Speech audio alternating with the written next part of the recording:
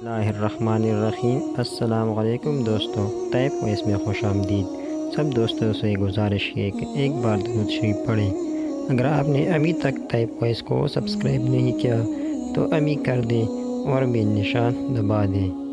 آئے چلتے ہیں کہانی کی طرف۔ یہ ایک سچی واقعہ ہے حضور پاک صلی اللہ علیہ وسلم کی روز مبارک کی۔ تاریک شب ہے، غیر ملکی ایوان میں لوگوں کا رش لگا ہوا ہے۔ بہت اہم مسئلے پر بحث ہو رہی ہے۔ سب کے سب غیر مسلم ہیں۔ کافر ممالک کے بڑے بڑے بادشاہ، وزراء، فلاسفر، حکماء اور دانشور جمع ہیں۔ اسلام اور مسلمانوں کے خلاف انتہائی بھیانک اور خوفناک منصوبہ بنا رہے ہیں۔ یہ 558 ہجری کا زمانہ ہے۔ سردیوں کی ٹھٹھراتی رات ہے۔ عالم اسلام کے فرمانروا امیر المؤمنین سارا دن امور مملکت میں مصروفیت کے باعث شام چڑھ تک چکے ہیں۔ رعایا بھی میٹھی نیند کے آغوش میں جا چکی ہیں، مگر امیر المؤمنین شدید تکان اور تھکن سے چکناچور ہونے کے باوجود اپنے پروردگار کی خوشنودی اور اسے دن بھر کے روایات سنانے کے لیے مسئلے پر سجدہ ریزہ ہے۔ عبادت و مناجات سے فراغت کے بعد کچھ دیر اتباع سنت صلی اللہ علیہ وآلہ وسلم میں آرام کرنے کے لیے لیٹے ہیں۔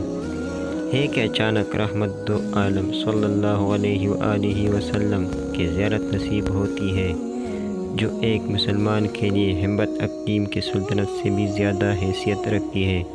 اللہ تعالی ہر مسلمان کو موت سے پہلے یہ دولت ضرور نصیب فرمائے، آمین۔ امیر المؤمنین پیارے نبی صلی اللہ علیہ وسلم کی زیارت سے مستفید ہو ہی رہے تھے کہ اسی دوران میں پیارے نبی کے ساتھ تو چہرے اور نظر آنے لگے، مگر یہ کیا، ان پر تو نحوست کی پرچھائیاں بہت واضح تھیں۔ امیر المؤمنین حیرت میں ڈوب گئے کہ اتنے مکروہ اور ناپسندیدہ چہرے آخر کس کے ہیں۔ رحمت دو عالم صلی اللہ علیہ وسلم نے امیر المؤمنین کو متوجہ کرتے ہوئے ارشاد فرمایا، مجھے ان دو شخصوں نے بہت ایذا دی رکھی ہے، جلد مجھے ان شیطانوں سے نجات دلاؤ۔ امیر المؤمنین گھبرائے ہوئے بیدار ہو جاتے ہیں۔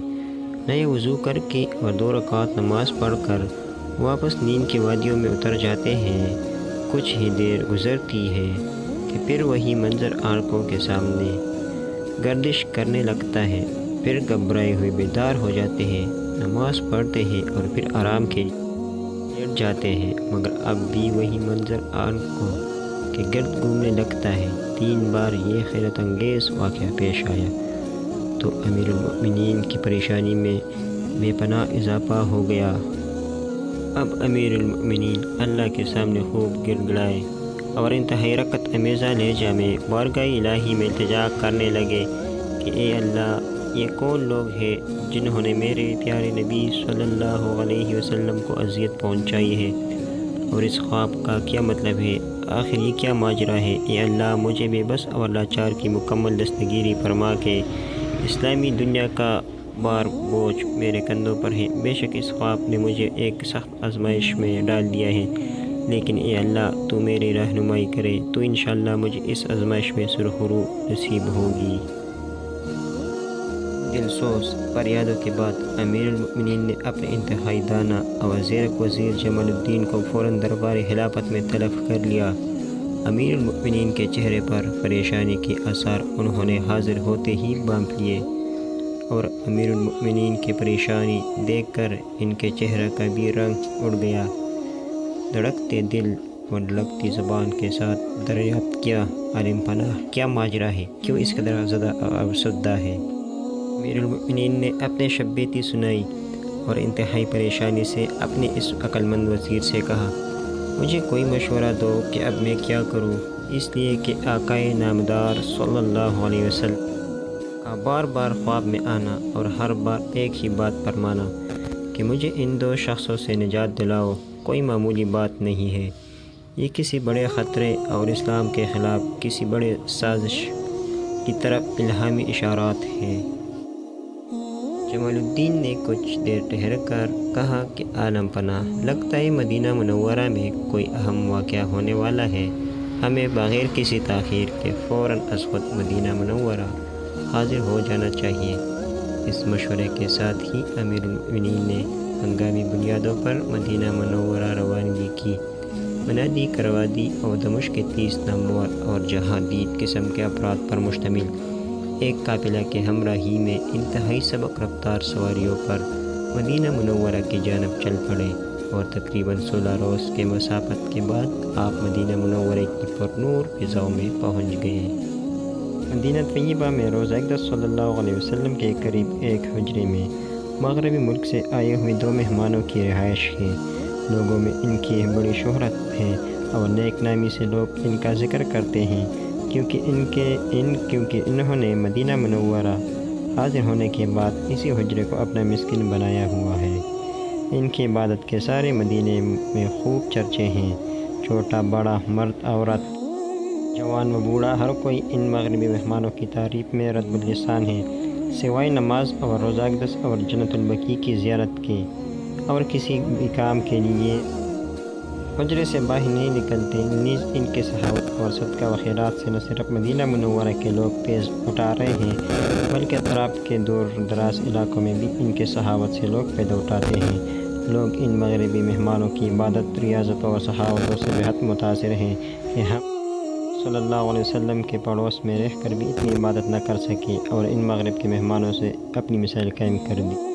مدینہ منورہ کے گورنر نے ایک بڑی لاؤ لشکر اور استقبالی ہجوم کے ہمراہ امیر المؤمنین کی مدینہ منورہ آمد پر شہر سے باہر نکل کر انتہائی شاندار اور عقیدت کے ساتھ استقبال کیا۔ امیر المؤمنین نے رسمی گفتگو کے بعد گورنر کو اپنی آمد اور حاضری کے مقصد سے آگاہ کیا۔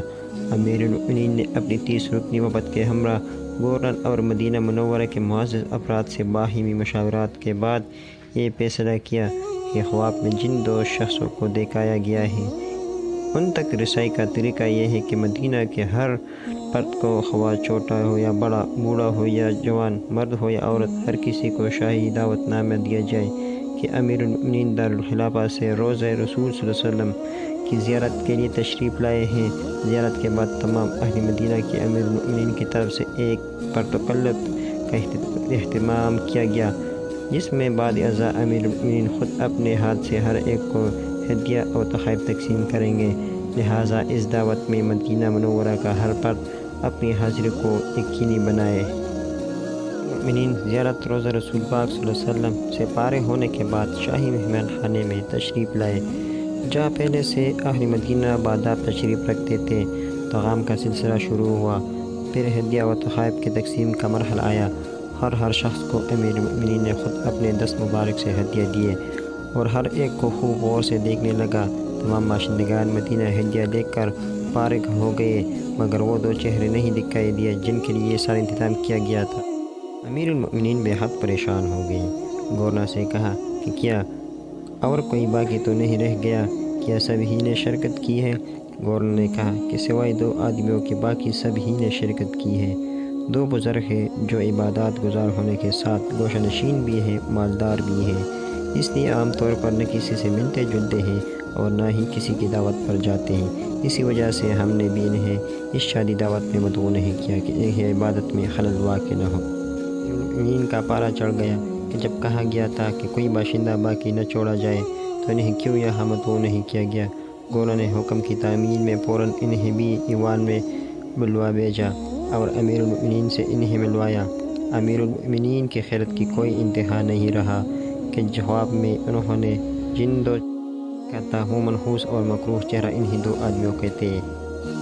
امیر المؤمنین نے ان سے دریافت کیا کہ تم کون لوگ ہو اور یہاں کیا کر رہے ہو؟ انہوں نے کہا کہ ہم دریائے مغرب کے باشندے ہیں اور حج کے سعادت حاصل کرنے کے مدینہ طیبہ میں حاضری ہوئی، بس تب سے یہاں کی پرنور فضاؤں کا چھوڑنا ہمارے لیے مشکل ہو گیا ہے۔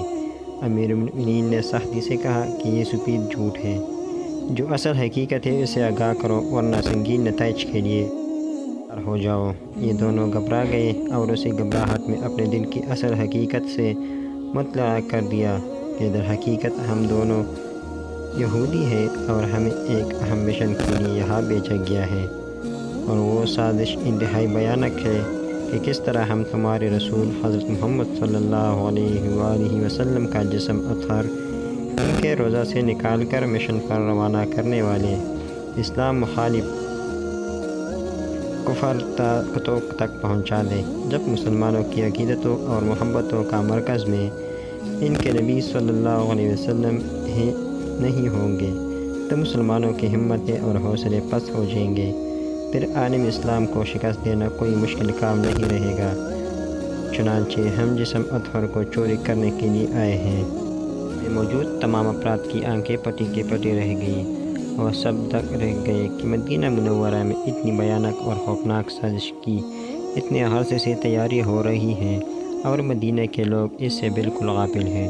امیر المؤمنین کے سامنے گورنر مدینہ اور معزز شہریوں کے سر شرمندگی سے جھک گئے، اور امیر المؤمنین سمیت ہر پر کی آنکھیں لپٹ بھاگ گئی کہ ہم خواب غفلت میں پڑے ہوئے ہیں، اور ہمارے دشمن ہمارے دین کی بنیادی کی بے فکری میں اس قدر باہمت ہو گیا جو آج ہمیں اس ذلت کا سامنا کرنا پڑا کہ اللہ تعالیٰ نے بروقت ہماری دستگیری فرما کر باطل قوتوں کے مذموم منصوبوں کو خاکستر کر دیا۔ لیکن اس سے ہمیں ایک بہت بڑا سبق بھی مل گیا کہ کافر اور باطل قوتوں سے کبھی بھی کسی بھی قسم کی خیر کی توقع رکھنا عبث ہے، اور ان سے غافل رہنا مسلمان کو زیب نہیں دیتا۔ امیر المؤمنین ان مکاروں کو لے کر ان کے شیطانی حجرے میں داخل ہوئے اور ہر چیز کا خوب باریکی سے جائزہ لیا، مگر کوئی خاص چیز دکھائی نہیں دی۔ بلاخر حجرے سے نکلتے ہوئے اپنے پاؤں کے نیچے پڑی ہوئی چٹائی کو ہٹایا تو سب کی آنکھیں کھل گئی۔ نیچے ایک بڑا سوراخ نظر آیا جس میں ایک انسان آرام سے اتر سکتا تھا۔ المؤمنین اندر اترے تو چونک گئے کہ نیچے تو بہت بڑی سرنگ ہے۔ آپ اندر چلتے چلے گئے اور جب سرنگ کے کنارے پر پہنچے تو انگشت بدندات دیکھتے ہی رہ گئی کہ اس کا آخری حصہ رسول پاک صلی اللہ علیہ وآلہ وسلم کی دیوار تک پہنچ چکا ہے۔ ایک دن بھی مزید تاخیر ہوتی تو دشمن اپنے سازش میں کامیاب ہو جاتے، بلکہ بعض روایت سے معلوم ہوتا ہے کہ امیر المؤمنین کو آقائے نامدار صلی اللہ علیہ وسلم کے قدم مبارک بھی دکھائی دے۔ امیر المؤمنین اندر سے دیدہ حالت میں واپس ہوئے اور روضہ رسول پاک صلی اللہ علیہ وسلم کے چاروں اطراف میں سیسہ پھیلائی ہوئی فولادی اور آہنی دیواریں تعمیر کروائے تاکہ آئندہ کوئی خبیث الفطرت اس طرح کی غلیظ حرکت کرنے کی کوشش بھی کرے تو اسے کامیابی حاصل نہ ہو۔ بعد ازاں ان دونوں نامور بزرگوں کو جو یہودی اور شیطان تھے ایسی عبرتناک سزائیں دے کر جہنم رسیدہ کروائے یا آئندہ کوئی بھی ایسے ناپاک اقدام کا تصور بھی نہ کرے۔ معزز ناظرین، کیا آپ جانتے ہیں کہ روضہ رسول پاک صلی اللہ علیہ وسلم اور جسم اطہر صلی اللہ علیہ وسلم کی حفاظت کی عظیم ترین سعادت حاصل کرنے والے مسلمانوں کے امیر المؤمنین کون تھے؟ یہ امیر المؤمنین حضرت نور الدین زنگی رحمۃ اللہ علیہ تھے۔ اللہ تعالیٰ ہمیں پیارے نبی صلی اللہ علیہ وسلم سے الفت، عقیدت، محبت اور ان کی مکمل اطاعت نصیب فرمائے، آمین یا رب العالمین۔ میں محمد اور ویڈیو کو لائک اور شیئر ضرور کریں۔